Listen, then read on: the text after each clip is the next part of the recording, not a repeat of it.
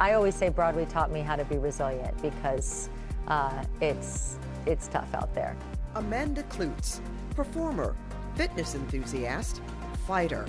She lost her husband, Nick Cordero, to complications with COVID in 2020.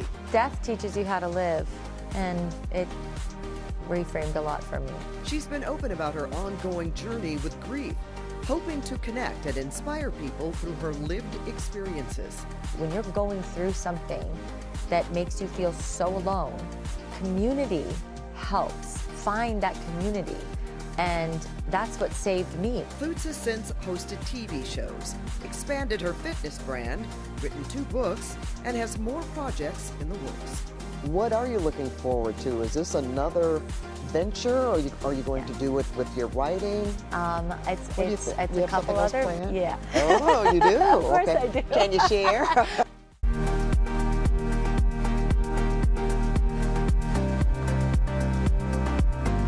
Welcome to the Conversation with Pat Harvey. In this series, I'll dive into various topics and issues with my guests in a more intimate and unfiltered setting. And my guest today is a woman of many talents who wears many hats.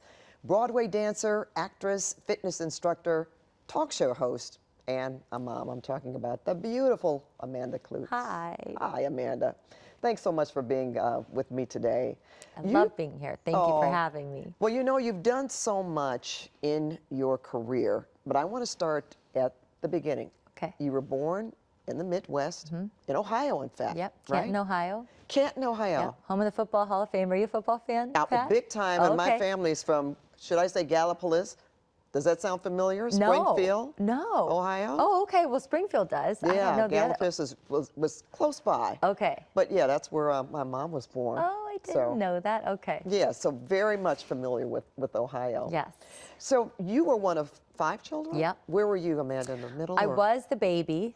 Oh, the baby. For a while, and then my mom, and at the time, you know, this was 1989, she was 40 years old, she got pregnant with my littlest sister, so I was 7 when she was born. So there's 5 of us, but there's a big gap between my little sister and I. Oh, Yeah. Well, is that where you get you just have such a wonderful wholesomeness about you. Oh, You really thank do. you. I've Thank always you. pictured you as a very, very caring person. That's very kind. You know, I think growing up the way I did in the Midwest, my mom and dad were very much like family first, and family, God, church. You know, we had dinner every night together at 6 p.m. Yeah. and we, you know, if somebody was doing something, we were all there supporting. So it was just kind of like I think a really great way to grow up. I feel very blessed that I had that childhood.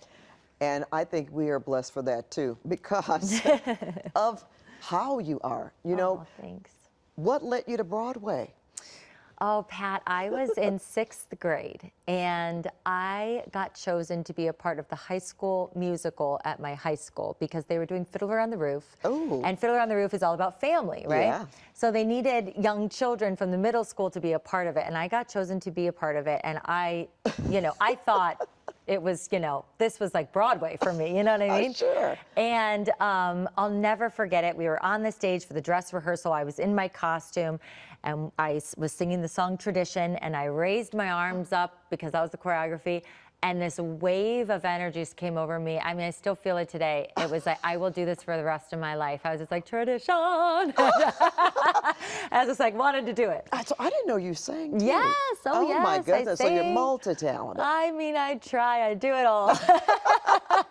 When you're on Broadway, you have to do it all. I guess That's the you do, thing. right? You do. I mean, you're at an audition. If they ask you, can you do something, you just say yes. Yes. Because if you say no, then the other person's going to say yes. So you say yes. Now, we think TV is very competitive, but I guess Broadway is even more so.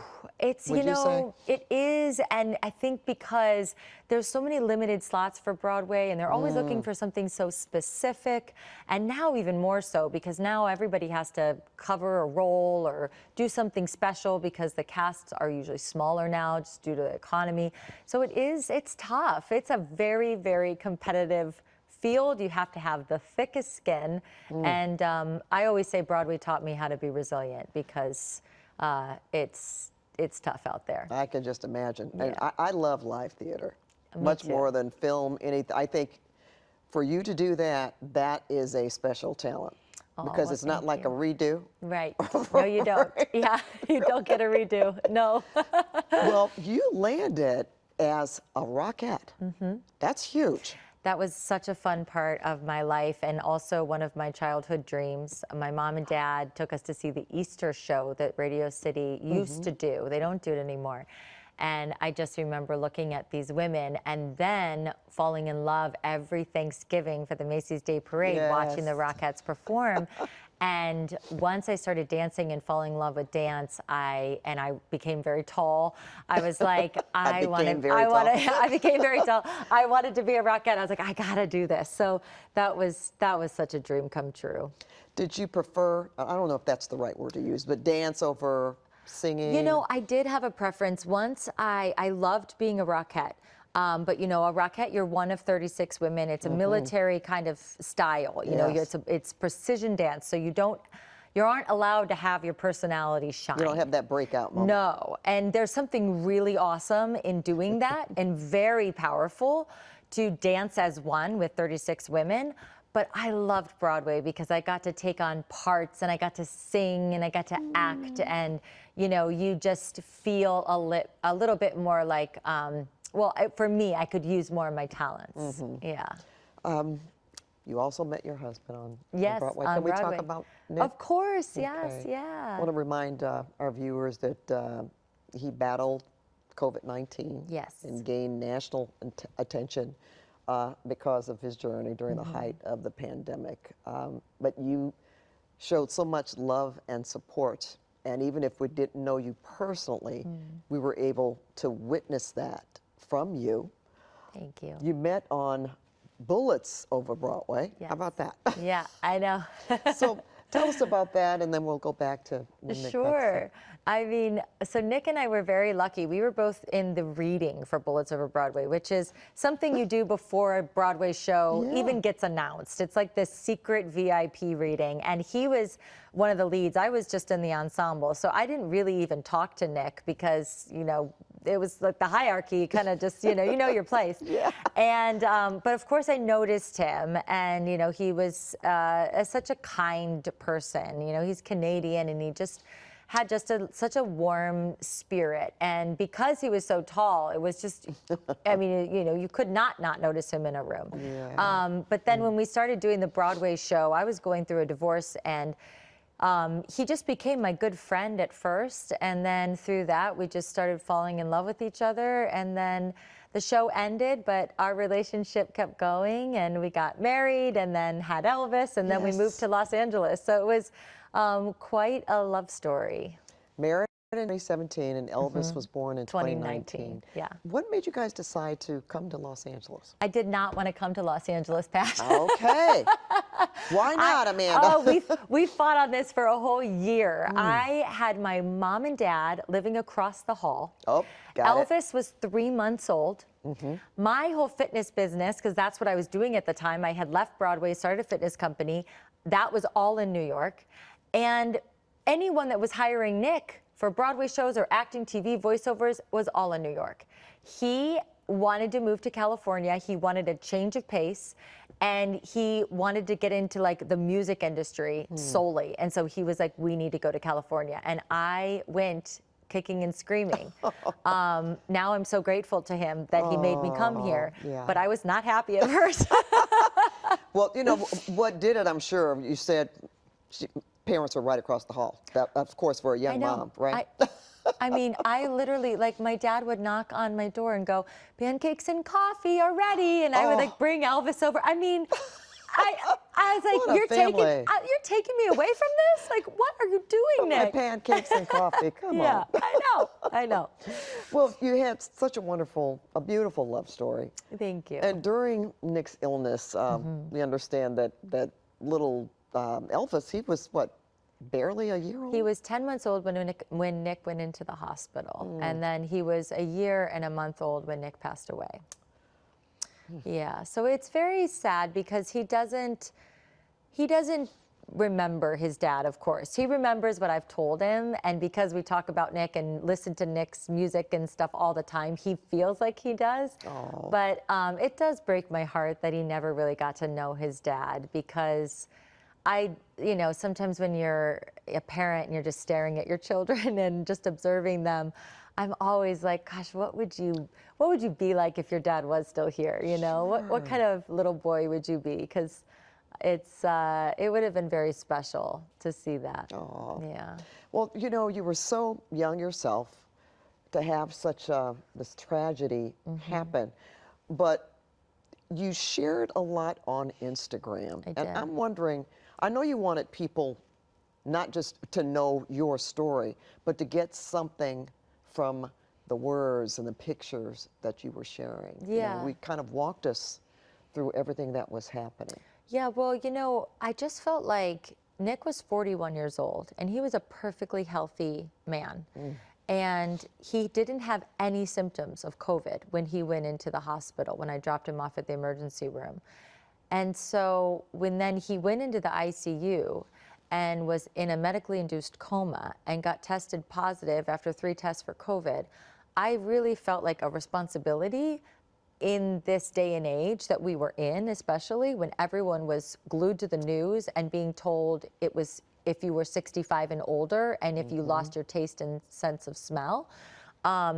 I was like, this is my responsibility to let people know that my husband is 41, perfectly healthy, and now in the ICU. And maybe your person is just tired and also young, and maybe they have, you know what I mean? It was more so about like awareness, and then it just turned into the most beautiful support system to me while I was living alone with my son.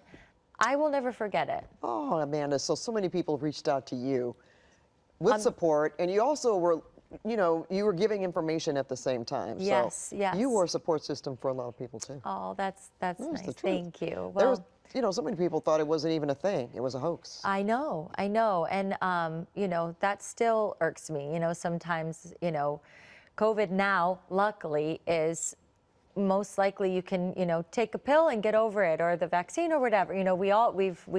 It's run its course a little bit more. But in the beginning, and especially like even a year after, when people would joke about it or say things, and it would just, it would really hurt my heart because, millions of people died, Yes. and that's not nothing, Yeah. and you never know who you're talking to, and who they might know, a good friend or a family member that died from COVID as well. So it was hard.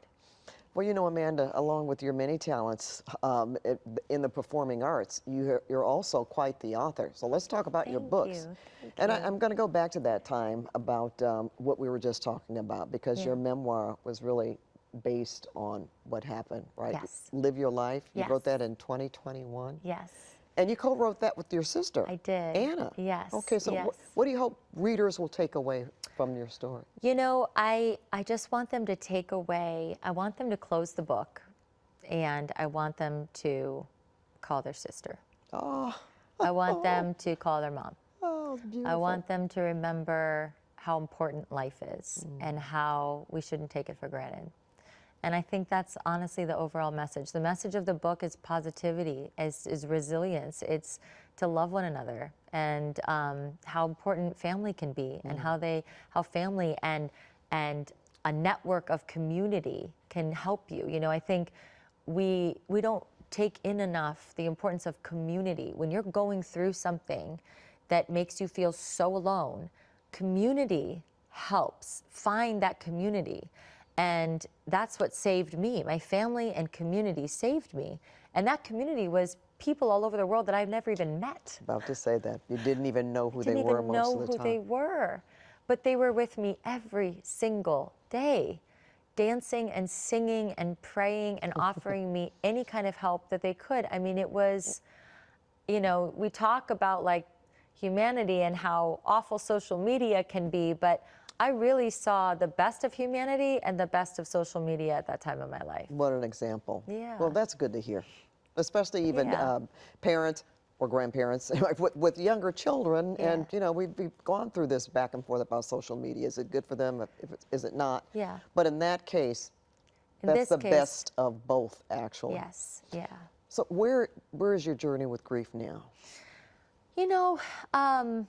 My journey with grief is so interesting. I will say, I love talking about grief. I find it a bit fascinating because it hits everyone so differently, and it is a journey that never ends. It's such a consistent road. And there's some flat parts, and there's bumpy parts, and there's twisty and turny points, and highs and lows, and all the things. So my journey is ongoing, and It sounds like you're saying it's okay. it is okay. You know, It is okay. We hear people tell you, oh, you'll get over your grief in No, time. you won't. But that's not how you view that. No, you won't. And I really truly believe in letting grief out. I don't think it's healthy for us to hold our grief. I think when you do that, it can eat you alive. It can eat your brain alive. It can eat your body alive. We gotta share our stories and tell our stories, because again, that's that community part. It'll make everyone feel less alone. And grief is tough, and it's hard, and it's still a weird taboo topic, and people are like, Yes, you know, anytime yes. I'm pitching anything with grief, people are like, I'm like, guys, it's an emotion that is a universal emotion. At one point in time, we will all feel grief. All pets, you'll lose your pet, you'll lose a friend, you'll lose a parent, you'll lose a grandparent. It all happens. Embrace. We have to embrace it. We have to come together on this. And so it's weird, Pat, because I do feel like it is a bit of a responsibility that I have now to keep talking about it to help other people through it.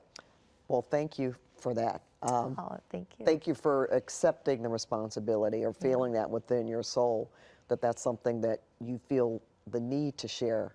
Yeah. Because I think so many people, you know, if they know you or just even heard of you and know that you wrote a book like that, that maybe that would prompt them to read it, because so many people may not want to read the self-help books that are out there on a shelf, and you don't know who it is, who's writing it, or what it's about. But no, Live Your Life is not a self-help book, and it does obviously deal with the loss of my husband, but anyone that's read it always says the nicest things to me in a way of like, I thought this was going to be just really sad, and it's full of such positivity. It's even funny at times, and it really does make you feel, you know, grateful for living. So that's, I think, the overall message. And boy, we could use more of that. Yeah, All I right.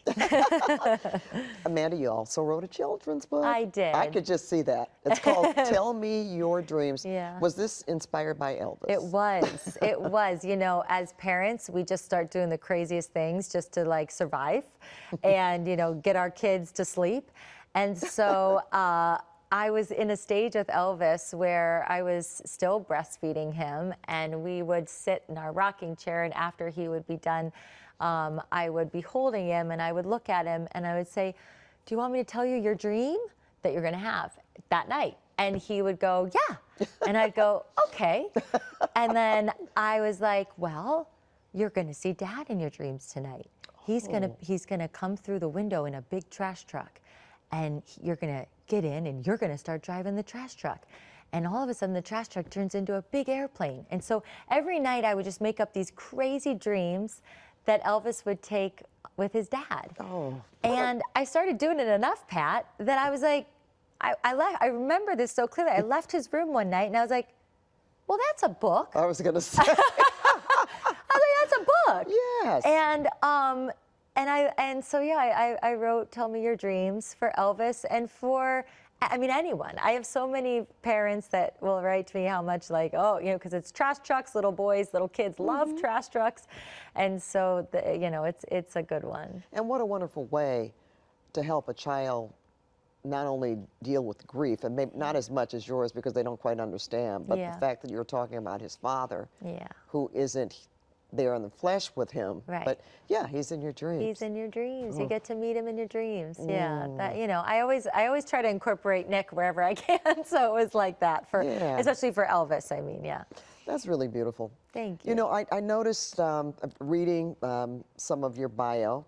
We've met before, but we didn't really talk about our lives, so to speak. But you've had to pivot in life, and you know, oftentimes not by your choice. So how were you able to adapt? Where'd you find the strength? Maybe that's a better question. Yes. Well, the first like big major pivot I had in my life was when I went through my divorce. So I was married before Nick for 7 years, and my husband and I decided to divorce. Bullets Over Broadway ended, so I didn't have a job, and I was going through a divorce, and I was 32 years old, and I thought my life was over. In New York? Yes, yes. And I had to, think about paying my rent myself and where I was going to live. And, I had done Broadway at that time for 15 years. Wow. And it is a up and down road. And when you're down, you're on unemployment, which is $400 a week before taxes. And so I'm 32 and I'm looking at my life and I'm like, I don't know how I'm going to survive. Like this is, and now I've lost my partner that I could rely on when I wasn't in a Broadway show. And that was my first big pivot. I like to say enhancement instead of pivot, because I took what I learned from the Broadway stage and performing, and I created my own fitness business. But for all intents and purposes, I was up in front of a room, leading a big class, doing dance cardio to loud music, cheering people on. And I was like, I'm performing still, just a different way, and helping people find the joy in movement. And then fitness for me became just all about my mental health. Okay. Well, I'm not even going to ask you about, because we've gone through so much of how you've been able to get through life with the pressures. And at that time, that was before you had Elvis. But even after Elvis, then you became a widow and a single mother. Yes. But were you able to get through that through your, the fitness piece? Is that when it, okay. Yeah, I honestly, Pat, I will not even exaggerate this. Through the hardest times of my life, when I keep moving my body and make it a priority, my stress and anxiety goes way down. My, everything I'm thinking in my head, I put on loud music and I start thinking about what I need to do to move my body for the hour. I'm not thinking about that anymore. You know what I mean? I'm not thinking about what I need to face. I'm thinking about what I'm doing at the moment. You know what I mean? I would be sobbing my eyes out about Nick. And I would say to my brother, can you watch Elvis? I'm going to go outside. I'm going to jump rope. I'm going to do some exercising. And I'd come back in an hour and I'd have a smile on my face and I'd be in a completely different mood. Exercise has saved me. And it wasn't like that, when I was a dancer on Broadway, it was all about being skinny for my costumes, because I was up on stage and I needed to be cute in my skimpy little bikinis, So you didn't necessarily work out to look like that? No, I worked out so that I could be skinny, fitness was to stay in shape. Now fitness is to stay in shape. Mentally. Yes. And you look fabulous. Thank you. You do. You always have in the years that I've known you, which hasn't been very long, but at the same time, just to hear you say that you're really expressing fitness through, but it's your brand, but at the same time, it's also about an expression. Yes. And it seems like a happy place. It is a happy place, and I'll tell you what, I sat by my husband for 95 days in the ICU. He was in a coma. Even when he woke up from the coma, he could not move his body. The most he could do on a good day was move his eyeballs up, down, left, and right. And I would leave his bedside to go home, to go back to Elvis. And there is nothing more motivating to move your body than to know that the man you love more than anything only wishes he could open his eyes or squeeze my hand or sit up. And I was going to complain about having to go jump rope. Absolutely not. It's a privilege to move your body. And that forever also changed. My motto for my fitness company, for my world, is it's a privilege to move your body. Get off your duff and go for a walk. You don't take anything for granted. I don't. I try not to. I could tell. I try not to. It's death teaches you how to live, and it reframed a lot for me. And you've managed to use things that you enjoy or that you've been able to embrace. You talked about death. We've talked about grief. Yeah. The fitness piece, I keep going back to that because you have really turned that into a business, so to speak. Yes. So tell me more about that. I know you have a show. Yes. Oh my gosh, this is so fun. And you were talking about pivots, and And again, Enhancements. enhancements, because you never know how the things that you were doing are going to all come together. I started my fitness company 10 years ago. Then I became a talk show host, and I did the talk for 5 seasons. And then this show comes along called Trainer Games, where it's fitness, and I'm the host of the show. And it was absolutely amazing. I got to put my 2 things that I love and that I work so hard at together. And I was on set every day, and it was just such a blessing. And we filmed that show in Mauritius. It was heaven. Mauritius. I mean, heaven. Oh, it could have been another place. I know. But Mauritius. I know. That's what I'm saying. It was just absolutely like, how is this my life? I get to put these 2 things together and then, be a part of this amazing show with these amazing people. World-class athletes. World-class athletes. Oh my gosh, if you haven't watched. How do you do that? What did they have to do? And they win money? Well, yes, they casted from around the world.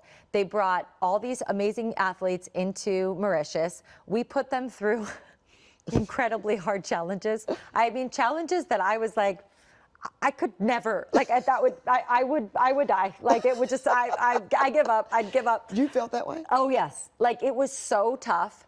And these amazing contestants worked their butts off, and they never stopped. And it was so inspiring. And the show is so wonderful. It's heartfelt. There's so much just goodness. There's no cattiness, jealousy, fitness competition. It is all about supporting each other and helping each other. And the winner was given a contract with iFit, and that's an online amazing fitness community. And they are now a huge trainer on the iFit platform, and that was worth $250,000. So we're hoping for a season 2. It's in the works? It's in the works. Okay. Yeah. You know what? And everything I've heard there, when you said community again. Yep. And you talked about how happy people are and willing to help each other, and there's no jealousy. So that also sounds like the mental health piece Yes. that puts you in a good place. Yes. I want to go back to the talk, because that's when I first met you. Yeah. 5 seasons. 5 seasons. And just viewers out there, I have to tell you, she would jump rope outside the stage. I would be driving by coming here. I wasn't always going to be on the talk when you were there, but I would see her actually jumping rope outside, and I said, wow, Amanda's really keeping up her fitness routine. So you're absolutely telling the truth about that. And I remember times walking by your dressing room, and you were on a FaceTime call with Elvis. So all of those things, and I remember that. I thought about it, and I said, gosh, she's just all around such a wonderful person. Thank you. The talk, do you miss it? I do. Yeah. It was, first of all, I loved my co-hosts, and I had many. I was many different reincarnations. I loved them all. That final group, though, I thought was so special. And to bring the men in, Jerry and Akbar, it was so fun. And they were like brothers to me. And we had such a great vibe. And it was such a great way to meet people in Hollywood, in this business, and keep up to date with everything that's going on.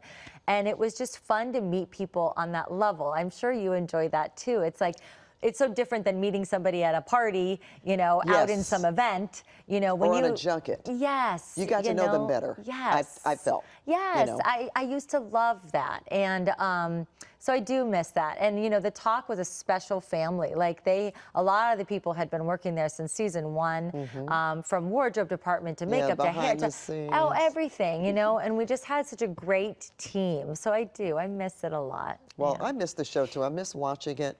And seeing you all talk, because it was always more positive and generally trying to keep it on a lighter, a happier note. Fun. Of just fun and having conversations with people. Yeah. So. I know. Well, I could see you doing that again. Thank you. I'd love to. I'd love to. Well, between TV, film, Broadway, is there a favorite for you? No, this is so tough. This morning I led a fitness class for my company Proper, which is a supplement company that I have. She already did that before coming here. Okay. I started a supplement company a year and a half ago, and it's whole food derived, affordable powders that you just add into water. It makes it so easy. I wanted to create something that made it easy for everyday use, just to put something good into your body. I created it for, my sister who lives in Houston, who lives in her car basically because she has 3 kids and is driving her kids around all day to all their things. Okay. Yes, and she, and a healthy meal is Wendy's, So I was like, Tracy, I make it, I'm sending you my greens powders, put it in your water, and at least you have one thing in your body that day for you, doing good for yourself. Yeah. And I wanted to make it affordable. So I created Proper, and this morning I was teaching this fitness event, and I don't know, Pat, I love teaching fitness, but then I love hosting a red carpet. I love talking to people. I love acting. I love performing. I love dancing. I love writing. I'm writing another book right now with my sister. Oh, and, great. Can I ask you about that? Yeah, sure. Okay. It's going to be a rom-com fiction book. A lot based on my life because I do write from experience. I find that that's like the easiest outlet for me to, just to find purpose. And so I'm very excited about it, but I love writing too, so You're super talented. But so are you. I think a lot of, and I'll say women are, because I think we can get pigeonholed very easily. True. And it's not fair, we are multi-hyphenated ladies, and we should be able to be good at it all, and not be embarrassed about saying that. Oh, I like that. Yeah. All right, so. Yeah. I'm not going to ask you to run for office one day, Okay. but have you ever thought about that? No, I haven't thought about that. I'm not very political, so I don't think I would ever do that, but yes. Well, you have that care about you that, people would listen to probably, or thank you. You talk about the things that really, really matter. Thank you. I understand that you've opened your heart again. Yes. Can I ask you that question? Oh, sure. I started getting back out there, I guess you could say, a little over a year after Nick passed away. And ironically, Dancing with the Stars, when I was on that show, really helped me over that hurdle, because I was, just dancing with a man every day, and my partner, Alan Burston, just became such a great friend to me. And, for all intents and purposes, you're seeing him every day, chatting with him every day, texting with him every day, and you feel like you're in a relationship, And so he really helped me kind of like embrace the thought of dating again. And so I've had, little relationships here and there. And I'll tell you, the best thing that's come from dating again at this age, because I started dating again at 40, is that I've learned so much about myself. I used to put the pressure on myself, like, I hope he likes me, I hope I'm pretty enough, I hope I'm cool enough, I hope I'm successful enough, am I saying the right things? You'd put so much pressure on myself, and then I started learning, I'm learning about who I am, what I need, what's going to be the best for me. These guys are auditioning for me. And like that. That was really, it was such a turning point for me, because it took that pressure off of, am I good enough? I'm good enough. And I can take care of myself. And so now anybody that comes in my life has to be an additive to what Elvis and I have going on. They have to meet you where you are. And you know what? People listening to that would think, how could she feel that way about herself? Because you just exude confidence, and you're obviously beautiful. So we're thinking, thank you. Why would there be any little insecurities? But when it comes to having a relationship with another person, I can see where that would come into play. Yeah, and I think as we get older, it's in a way, well, it's gotten easier now, but to start dating at 40 after losing your husband and being a single mother, I mean, my self-confidence was low. I was like, who's going to want to date me? I mean, I've got scars all over this body. I mean, it's like, I'm still wearing my wedding ring. Like, what? It took you time. Yes, and so you can get very down on yourself, and I absolutely did, and I didn't feel sexy after that. I didn't feel attractive. It's like I have done so much therapy and healing to help me through it all, and I am on the other side. But it's a journey. So you put in the work, though. I put in the work. I love putting in the work, but I have really put in the work. Well, and we're the better for it, because now you can share with all of us. Thank you. So that's what I hope to do. I honestly really I want to help other people that feel stuck, and I've seen it. You know, I understand why you people can get stuck, and I've met a lot of people who are stuck, and I really want to help people move. 1%. I always say, whenever I'm about to try some new therapy or do something for myself, I always say, if I leave 1% better, I'm 1% better. I love that. Yeah. Now, it sounds like you say, I want to help more people. So now I guess I'm going to pivot to the next question. Yeah. What are you looking forward to? Is this another venture, or are you going to do it with your writing? It's What do you think? it's You a have something couple else other, planned? yeah. Oh, you do? Of course Okay. I do. Can you share? Hopefully, but I'm working on a podcast. So that would be perfect. a dream come true. This has been like I got this idea a couple years ago, and it's finally coming into fruition, knock on wood.